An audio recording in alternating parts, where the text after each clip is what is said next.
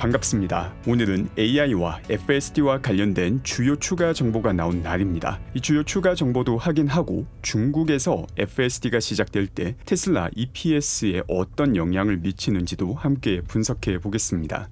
일론 머스크가 AI와 관련해서 주요 정보를 많이 공개하였습니다. 현재 확장되고 있는 기가 텍사스 데이터 센터와 관련된 정보인데 일론 머스크에 따르면 130메가와트의 전력과 쿨링을 할 수 있는 시설을 만들고 그 다음에 같은 경우 이 규모를 500메가와트 이상으로 키울 것이라고 밝혔습니다. 100메가와트라는 양이 얼마나 큰 전력이냐면 약 10만 가구가 사용할 수 있는 전력이 됩니다. 이걸 올해 현실화 시키겠다고 밝혔고 내년 같은 경우 거의 3배 수준으로 확장하겠다고 밝혔습니다. 사실상 올인을 선언한 것이기도 합니다. 그리고 그 밑에 언급을 보게 되면은 이길 수 있게 진행을 하든지 아니면 아예 하지 말아야 된다라고 AI와 관련된 올인을 다시 한 번 더 확인해 주기도 합니다. 그리고 이 데이터 센터에서 활용되는 AI 칩과 관련된 내용도 추가로 공유를 하였는데 이 중 절반은 테슬라 AI 하드웨어를 사용할 것이고 나머지 절반이 엔비디아와 다른 기업에서 사용되는 GPU를 쓸 것이라고 밝혔습니다. 그리고 테슬라에서 활용되는 AI 하드웨어와 관련해서 추가 정보를 공유하기도 하였습니다. 대부분은 하드웨어 4일 거고 도조도 일부 사용될 것이라고 밝혔습니다. 그 다음에 나오는 추가 정보가 중요한데 현재 하드웨어 4가 테슬라가 가지고 있는 가장 진보된 추론 칩인데 그 다음에 나오는 칩 같은 경우 하드웨어 5가 아니라 AI5로 이름을 바꾸었다고 밝혔습니다. 이거 자체가 단순하게 자율주행용 하드웨어가 아니라 일반화되어 있는 AI용 추론 칩으로 진보한다라는 걸 상징하고 있기도 합니다. 그리고 이 AI5 칩 같은 경우 내년 하반기에 나오게 될 것이다 라고 밝혔으며 하드웨어 4와 비교했을 때 10배의 성능 향상이 있을 것이라고 밝혔습니다. 이 10배의 성능 향상도 상당히 터무니없어 보일 수 있는데 하드웨어 4 같은 경우도 하드웨어 3와 비교하게 되면은 비슷한 수준의 성능 향상을 보여주기도 하였습니다. 그래서 테슬라가 하드웨어와 관련된 역량도 아주 뛰어나고 칩과 관련된 역량도 벌써 증명한 상태이기도 합니다. 그리고 여기서 중요한 게 이런 하드웨어를 직접 디자인하고 또 거기에 사용되는 소프트웨어 스택 역시 전부 다 일원화되어 있다라는 점 역시 테슬라가 가지고 있는 강점 중 하나입니다. 이런 맥락을 바탕으로 아주 흥미로운 질문이 올라오기도 하였습니다. 현재 FSD가 거의 완성으로 향해 가고 있다라고 여러 번 밝혔는데 컴퓨팅과 관련해서 연산 능력을 충분히 갖추고 있다고 밝혔는데 왜 자꾸 확장하냐라는 질문이 들어오게 됩니다. 그리고 이 질문에 대해서 또 다른 분이 0.9를 하나 더 추가하기 위해서는 10배의 트레이닝이 필요하다라고 말을 합니다. 이 0.9라는 게 자율주행을 할 때 안전도가 99.9%에서 99.99%로 늘리기 위해서 필요한 트레이닝이 10배 정도 추가된다라고 답글을 남긴 것인데 여기에 대해서 일론 머스크가 확인을 해주기도 합니다. 실제 9를 하나 추가하기 위해서 10배의 트레이닝 증가만큼 많이 필요한 건 아니지만 실제로 많은 컴퓨팅 능력이 추가로 필요하다라고 밝히고 있으며 이렇게 9를 더 많이 확보하기 위해서는 엄청난 양의 데이터와 컴퓨팅 능력이 필요하다라고 일론 머스크가 확인을 하기도 합니다. 우리가 운전이라는 걸 생각해 보면은 사람이 운전한다라고 해서 결코 완벽한 게 아니기도 합니다. 벌써 여러 번 살펴봤지만 미국에서 매년 자동차 사고로 인한 사망자 수가 4만 명이 넘어가고 있습니다. 주마다 조금씩 차이가 있지만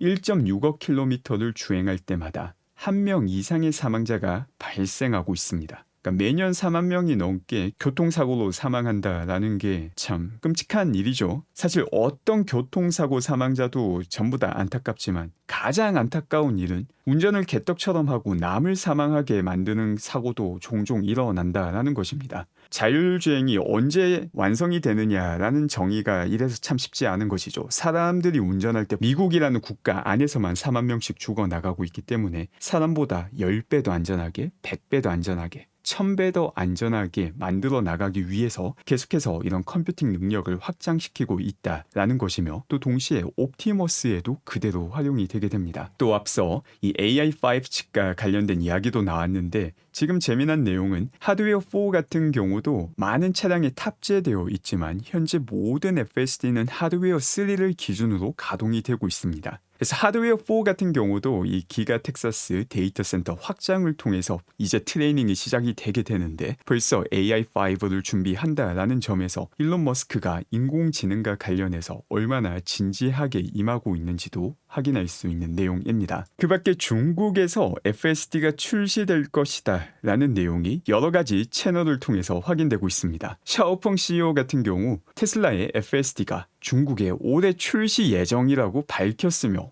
미국에서 버전 12를 테스트했다라고 밝히고 있습니다. 그리고 여기에 대해서 일론 머스크는 중국 자동차 제조업체가 가장 경쟁이 치열하다라고 평가를 합니다. 실제 샤오펑 CEO 같은 경우에는 이렇게 미국까지 와서 테슬라 FSD를 경험하는 열정을 보여주고 있으며 여기에 한 걸음 더 나아가서 12.4.1까지 빌려서 테스트하고 싶다라는 희망사항을 밝히기도 하였습니다. 이처럼 중국 자동차 제조사가 전기차와 관련해서 가장 치열한데 여기서 테슬라 모델 Y가 어떤 경쟁력을 갖고 있는지를 보게 되면 20만 위안 이상의 5월 SUV 판매량을 보게 되면은 2배 이상 많은 판매량을 기록하고 있습니다. 테슬라 차량 하드웨어만으로도 벌써 아주 높은 경쟁력을 가지고 있다는 것을 단적으로 잘 보여주는 내용인데 만약 여기서 FSD까지 추가가 되게 된다면 FSD라는 소프트웨어 때문에 테슬라 차량 판매가 증가하는 효과를 볼 수 있게 됩니다.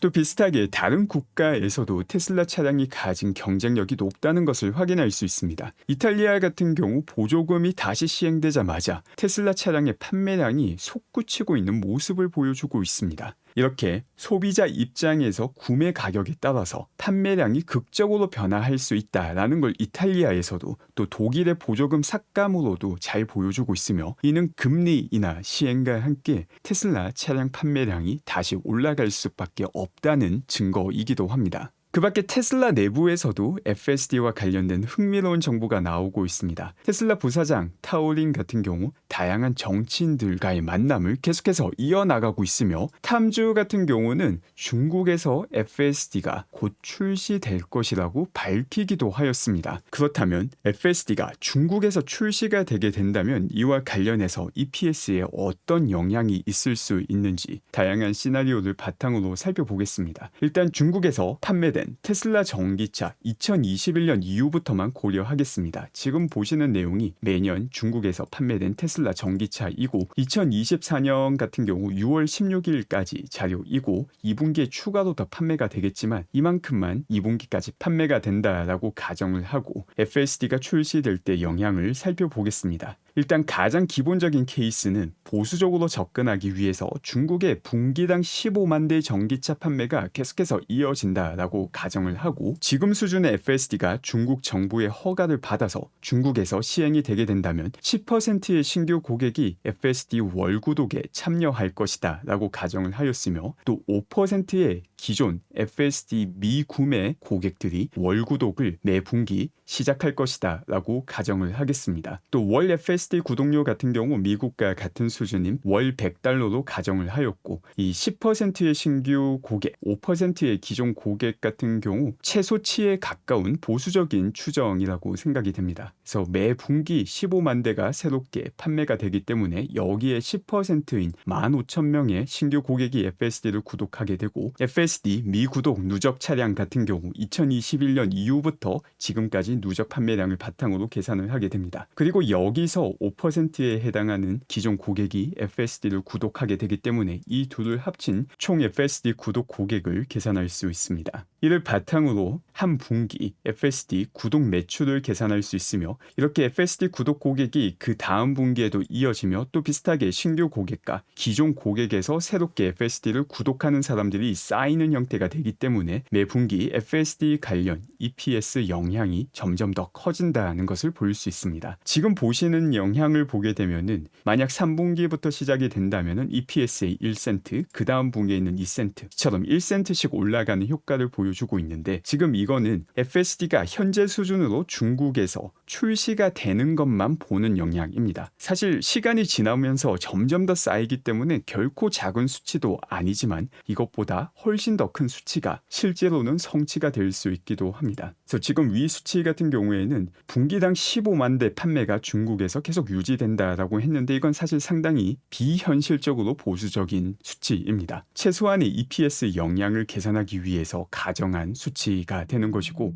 이 수치 같은 경우에는 FSD 추가 발전 없이 지금 수준의 FSD가 유지가 된다라는 역시 비현실적인 가정으로서 최소치를 계산하는 내용입니다. 지금 또 FSD 성능 증가는 빠르게 목격이 되고 있는데 이런 성능 증가가 지속이 되게 된다면 당연히 구독률은 증가하게 되고 여기에 따라서 매 분기 EPS는 더욱더 빠르게 증가할 수 있게 됩니다. 또 만약 중국에서 FSD가 조만간 출시가 된다면 그 초기에는 구독률이 아주 높게 나오는 효과가 나오게 되지만 그 효과는 고려하지 않고 똑같은 신규 고객 10%, 기존 고객 5%라는 수치를 적용을 하였을 때 나오는 EPS 영향이 됩니다. 그런데 2025년 이후에 훨씬 더 FSD 성능이 증가하게 되고 조금 더 현실적으로 중국에서 판매량도 분기당 10% 증가가 되게 된다면 어떻게 나오는지 다른 가정으로도 한번 살펴보겠습니다. 이 경우 FSD 발전으로 인해서 신규 고객의 35%가 구독을 하고 또 기존 고객 같은 경우도 20%가 FSD 구독을 한다라고 가정을 하고 또 월 구독료 같은 경우는 똑같은 월 $100를 가정을 하겠습니다. 그래서 여기서 바뀌게 되는 거는 이제 2025년도부터 중국 내 전기차 판매량이 증가한다라는 것과 FSD 구독률의 변화가 있는 시나리오에서 EPS 영향을 보게 되면 훨씬 더 빠르게 증가할 수 있다는 것을 볼 수 있게 됩니다. 지금 보게 되면은 이 EPS가 뭐 처음에는 1센트, 나중에 1년 지나도 10센트 올라가는 거니까 얼마 안 되는 것 같다라고 생각하실 수도 있는데 중국이라는 시장에서 FSD를 출시한다라는 것만으로도 EPS가 꾸준하게 올라간다라는 거는 사실 훨씬 더 큰 효과가 있는 것입니다. 일회성이 아니라 미래에 점점 더 커지는 EPS를 볼 수 있다라는 점이고 또 중요한 것은 FSD 성능에 따라서 이 구독률 같은 경우 제가 가정한 것보다 훨씬 더 빠르게 올라갈 가능성 역시 존재합니다. 또 FSD 성능이 올라가게 된다면 자율주행 때문에 테슬라 차량을 구매해서 전기차 판매량 역시 시너지 효과를 일으키며 훨씬 더 가파르게 증가할 가능성이 존재합니다. FSD가 완성되고 난 다음에 초기에 가장 큰 EPS를 상승시킬 수 있는 분야는 고객들의 FSD 구매나 월 구독이 아니라 로보택시 자체가 됩니다. 로보택시를 얼마나 빠르게 만들 수 있느냐에 따라서 변화가 있지만 이 로보택시 관련 매출을 전혀 고려하지 않고 전기차 판매를 통한 FSD 구독만으로도 이런 유의미한 EPS 상승을 가져올 수 있다는 것이 중요한 내용입니다. 오늘 제가 준비한 내용은 여기까지며 오늘 또 함께해 주신 분들 감사드리며 즐거운 하루 되시기 바랍니다.